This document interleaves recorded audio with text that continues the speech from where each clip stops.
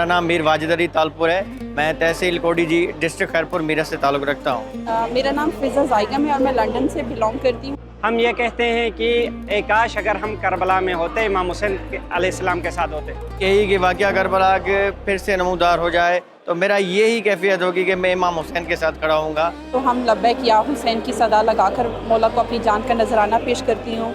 अगर आज हम देखें दुनिया में जो जुल्म जोर हो रहा है, दुनिया में जितने भी फसाद है, इसमें भी एक यजीदी लश्कर है, एक इमाम हुसैन अलैहिस्सलाम के मानने वालों का लश्कर है। तो हम यकीनन क़तअन कह सकते हैं कि जो निज़ाम इस्लामी, हुकूमत इस्लामी, इनकलाब इस्लामी के साथ है वो इमाम हुसैन अलैहिस्सलाम के साथ है, और जो भी तागूती निज़ाम के साथ है और जो भी खयानतकार निज़ामों के साथ है वो यजीदी लश्कर के साथ है।